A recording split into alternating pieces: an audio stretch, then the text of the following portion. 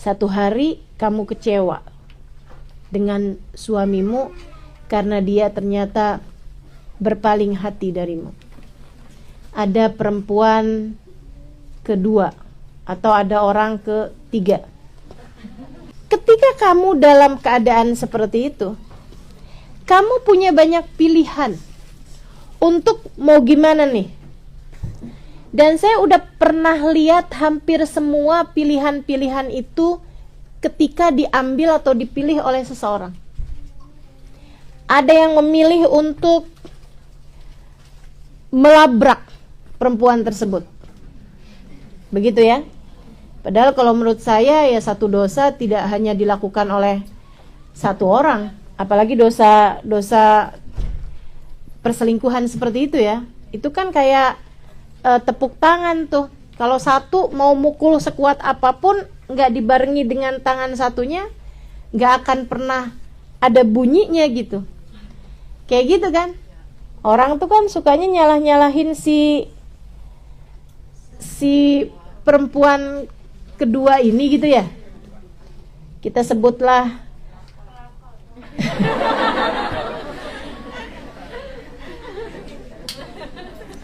satu space terbaru manusia. Jadi teman-teman sekalian, nggak ada untungnya gitu. Seringnya dia malah akan memilih si yang satu itu gitu kan, daripada dirimu itu. Kok dia bisa lupa pengorbanan saya menemani dia dari sejak nol.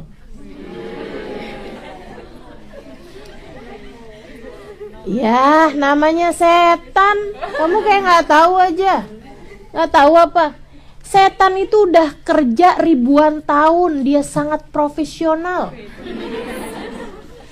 Digodanya dari Hawa, teman-teman. Kamu ini manusia yang keberapa di atas muka bumi ini? Kamu pikir dia nggak punya pengalaman kerja apa?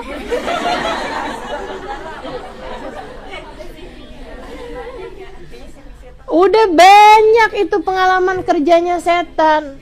Dan tentu aja orang lagi ngerjain dosa, apalagi dosa besar gitu ya, perzinahan, perselingkuhan, misalnya yang sampai dengan zina.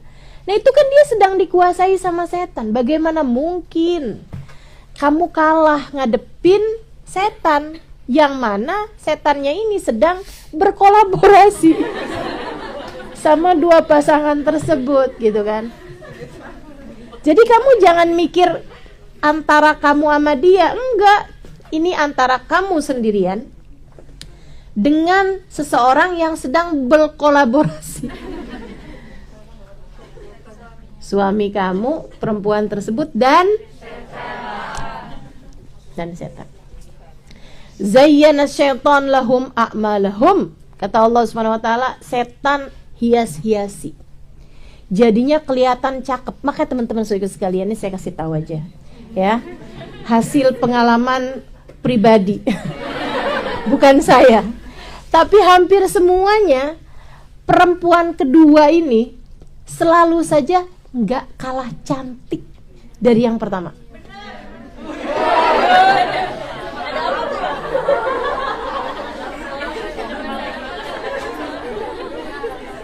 Iya loh Ustazah, kok bisa begitu ya? Itu dia teman-teman, hasil kolaborasi.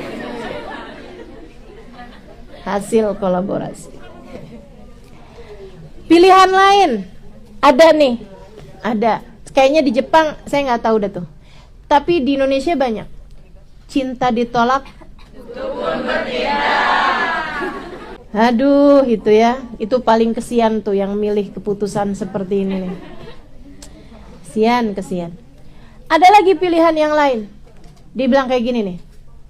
Emangnya dia pikir dia doang yang bisa begitu?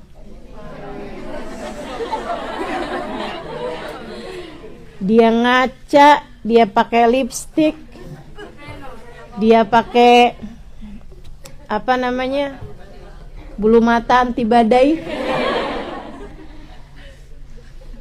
Dan dia pikir gitu kan, emang dia aja yang bisa, saya juga. Dia cari kemudian laki-laki yang dia pikir dapat lebih menghargainya. Ini nih dia nih, kalau yang milih-milih seperti ini nih yang saya bilang tadi nih ya, pilihan-pilihan salah nih. Itu sama aja kayak yang, oh lo kolaborasi, kamu kolaborasi sama setan, saya juga. Setannya dua setan, setan kamu sama setan dia kolaborasi dalam rangka menghancurkan rumah tangga kalian, bahkan nasib kalian dunia akhirat, bahkan nasib anak-anak kalian dunia hingga akhirat. Berapa banyak hal yang menjadi hancur hanya karena tersebab hal-hal yang tadi telah saya sebutkan. Kehidupan berapa banyak orang, teman-teman, yang jadi hancur karena hal-hal yang seperti ini. Banyak yang kayak begitu tuh. Pilihan-pilihan salah yang kamu pilih dalam kehidupan, atau yang seseorang pilih dalam kehidupan. Terus yang mestinya kayak gimana? Saudaraku sekalian yang saya muliakan, yang mestinya yang harus kamu pilih adalah jalan Allah, jalan takwa. Kalau kamu datang hal-hal yang seperti ini, suami kamu berbagi hati dengan perempuan yang lain, jangan pernah lupa bahwasanya tidak ada sesuatu terjadi, bahkan sekedar daun jatuh ataupun bunga sakura runtuh, gugur, kecuali semuanya adalah kehendak Allah Subhanahu wa taala. Itu kamu harus paham dulu. Maka ketika kamu tahu, wah, ini nih juga dalam pergerakan Allah. Ini nih juga dalam takdir Allah. Ini juga dalam cara Allah mengendalikan hamba-hambanya. Maka tempuhlah jalan yang pasti benernya. Apa itu? Berkolaborasilah dengan Allah. Mendekatlah kepadanya. Sebab, teman-teman, bahkan hati suamimu berada dalam genggamannya. Bahkan hatimu berada dalam genggamannya. Inna gulubul ibad baina usbu'ain min asabi'ir rahman. Sesungguhnya hati manusia, hati hamba berada di antara dua jemari dari jemari-jemari Allah. Dia menggerakkannya seperti yang dia inginkan. Maka kamu yang udah pasti aja merapat kepada Allah. Ingat-ingatin, apa sih yang selama ini kurang? Wah, ternyata banyak. Sholat yang masih berantakan, tahajud yang hanya kalau ada keperluan, ibadah-ibadah yang kalau hanya ada kesempatan. Kan begitu? Belum lagi dosa-dosa yang terus-terusan kita lakukan. Saudaraku sekalian, mulailah benahi itu. Perbaiki zikirmu, perbaiki sholatmu, perbaiki tahajudmu, perbaiki hubunganmu dengan Allah SWT. Saran saya, jika ada salah satu di antaramu yang berada dalam posisi ini, entah yang hadir di sini, entah yang sedang mendengarkan saya saat ini, mulailah bangun tahajud. Nah, kemudian sampaikan sesudah kamu sholat beberapa rakaat, kamu sampaikan, jangan mengadukan orang lain kepada Allah, sebab mereka semua hamba Allah. Kalau ada yang kamu adukan, adukanlah dirimu dengan ketidakmampuanmu menghadapi permasalahan dalam kehidupan. Kamu jangan bilang, ya Allah, liatin tuh perempuan itu. Ya Allah, apakah engkau akan membiarkan seseorang yang telah begitu menyakiti hatiku untuk tertawa terbahak-bahak di belakangku? Nggak gitu caranya, Itu namanya kamu sedang menjadikan urusan ini sebagai urusan antara mereka sama Allah.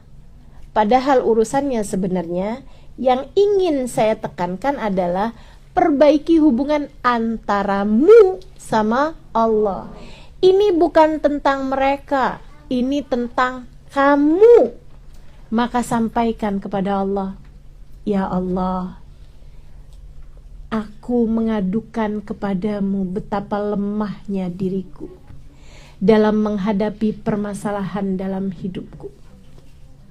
Aku mengadu kepadamu, ya Allah, betapa rapuhnya hatiku ketika tertimpa hal yang seperti ini. Ya Allah, aku tahu hatiku, hati suamiku berada dalam genggaman-Mu. Biarkan kami tetap berada dalam jalan-Mu, ya Allah.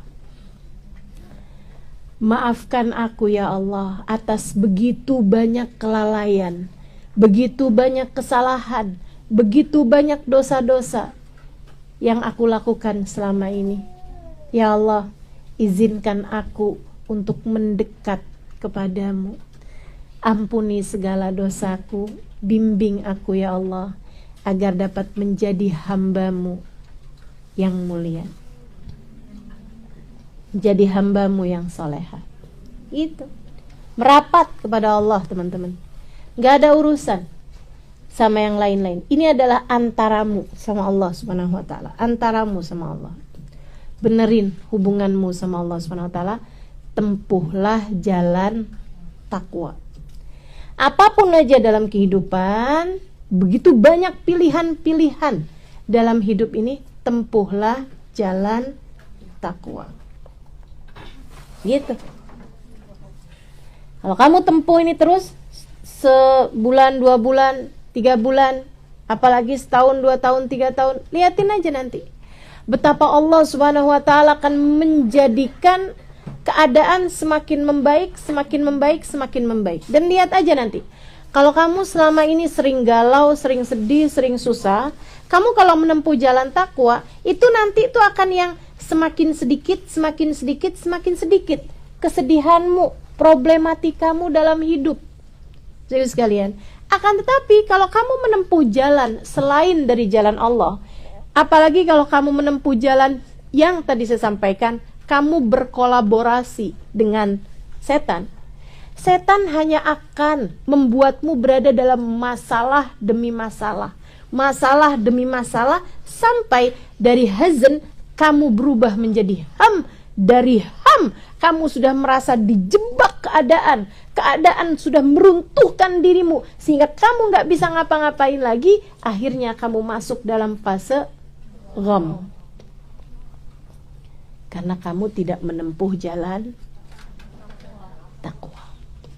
Yuk, tempuh jalan takwa.